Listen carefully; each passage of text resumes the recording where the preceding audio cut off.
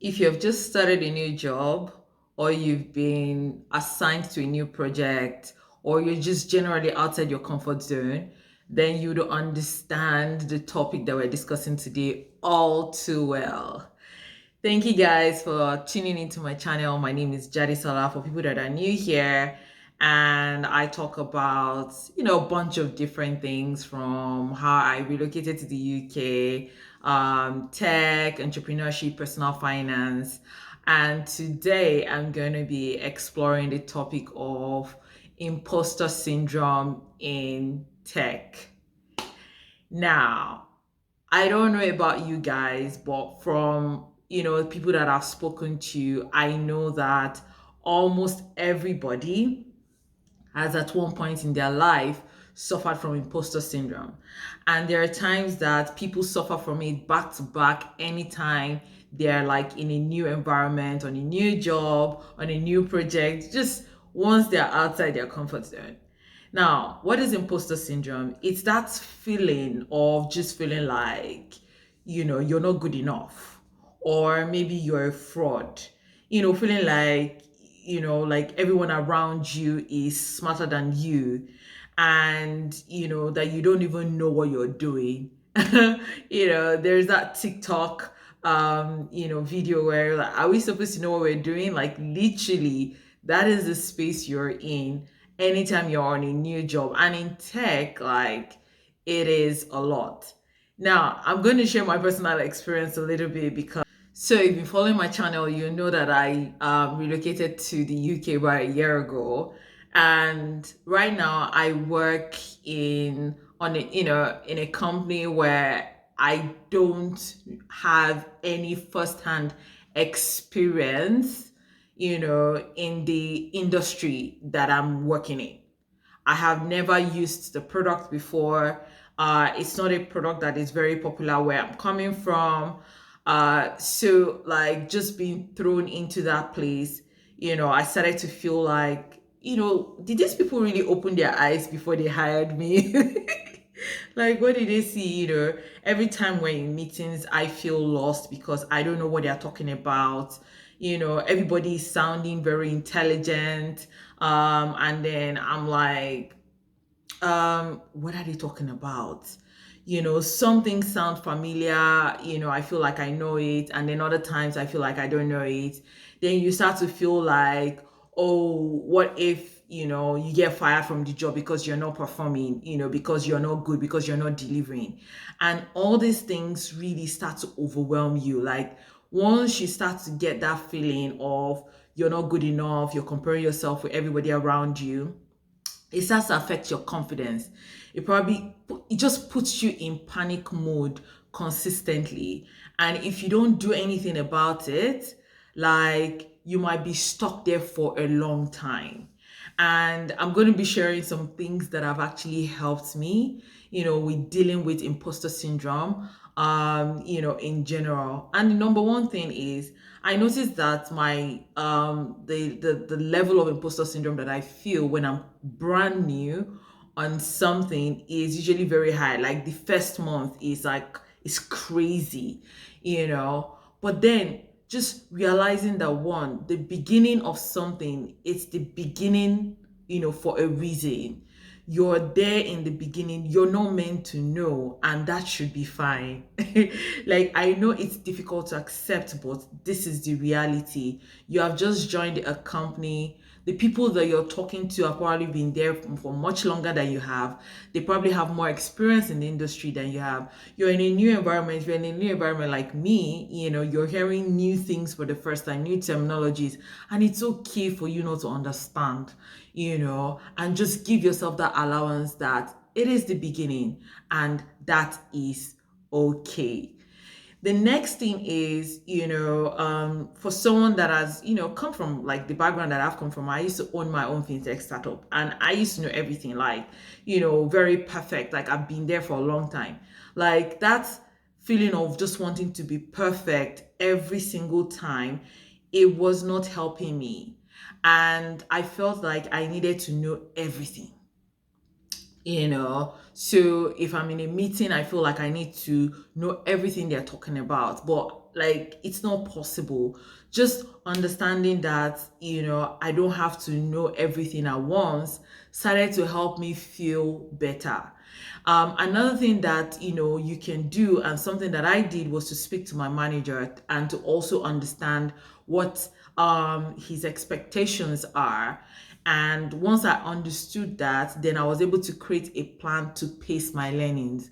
So the idea of trying to absorb everything at the same time, it was really, really making me go crazy. That I really started to doubt my abilities, forgetting that these people saw something in me before they hired me. Do you understand? So I started to pace my learnings. I gave myself, the opportunity to say, hey, I'm only going to focus on this thing at this time. And then the moment I started to do that, it started to work better for me. Like, I started to feel more confident, just being around the team. The next thing that you have to do is to get comfortable with asking questions. So you're in a meeting, you're brand new, right? And they're throwing acronyms up and down. Like, if you've been in that situation, you really understand. You're just hearing, it's the GBB of something, it's the IV something of, you're wondering, what is this? And sometimes when you have that imposter syndrome, you have tendencies not to ask questions, just to be hearing all these acronyms. And if you don't understand the acronyms and the context, you're not going to be able to follow the meeting. So, well, I would not say, interrupt the meeting every single time you hear something that is strange, depending on, how the meeting is set up. Ask, make a list, right? You can go to your manager and ask what this means, or write it in the meeting, just so that, you can say things like, oh, what is, GBB? I want to just be able to understand this so that I can, follow what everyone is talking about. Get comfortable with asking some of those questions. And if you don't know, right, the beginning time really is the time that you have to act like you don't know, because when you have now been on the job for a long time and you're still asking questions about some things in the beginning, they might be wondering what's going on. Do you understand what I'm saying? So take advantage of the beginning time and ask questions. The next thing that you need to do as well is to get comfortable with making mistakes, right? So even after you've asked all these questions, I said it, like, you don't have to be perfect. If you make a mistake, only one thing can come out of it. You learn from it, right? I remember that I was making a presentation to, like, the COO of my company, and he had mentioned a particular terminology, and he was like, oh, is that right, or is it called this thing? And then I was like, that's it. So I reiterated what I had called this terminology in the first place. And then my boss was in the meeting. I was like, oh, so Jade, he's actually right, that the CEO is right.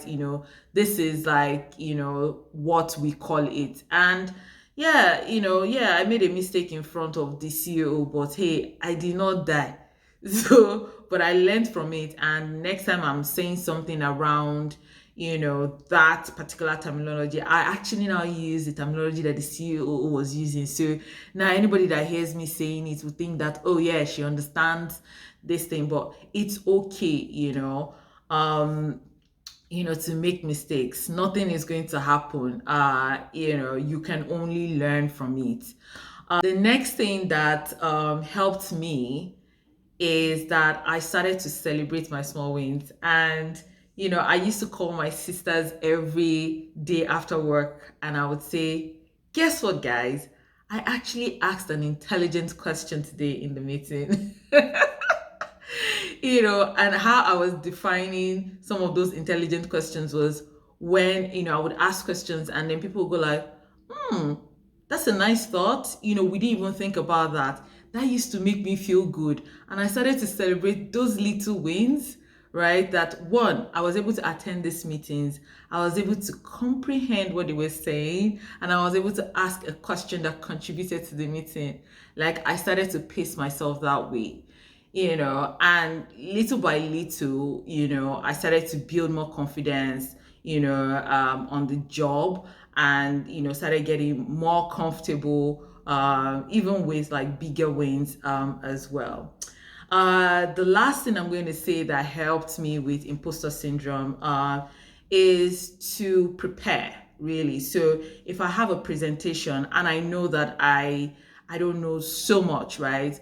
I need to put in the extra work to actually prepare very well for the presentation, so that, I may not be able to cover all the bases, but at least I feel confident that, okay, I am, maybe at least 70% sure of the things that I'm going to be saying or the things that I'm going to be doing. So I take extra time to prepare. So another thing that I try to prepare for is how I look on the outside.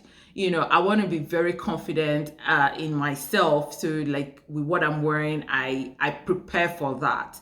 The last thing I want to be worrying about, while making my presentation, is that I don't like what I'm wearing. Oh, I think my trouser is too tight. Oh, or my top is too baggy, or that I look somehow, my hair is out of place or something. I try to remove all those external worries that I may have about how I look on the outside, because if I feel a bit uncomfortable with what I'm wearing, and then people are staring at me as I'm making the presentation, I feel like maybe they're actually like picking out all the flaws in what I'm wearing. But the moment I'm feeling good in what I'm wearing, it also helps me build confidence to even like speak and not worry about, feeling like an imposter.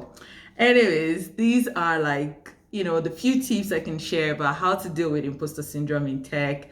I think everybody feels it, but I think it can be managed, and over time you start to feel more confident on your new role. If you've ever felt this way, feel free to share your experience in the comment section, and be sure to like and share this video.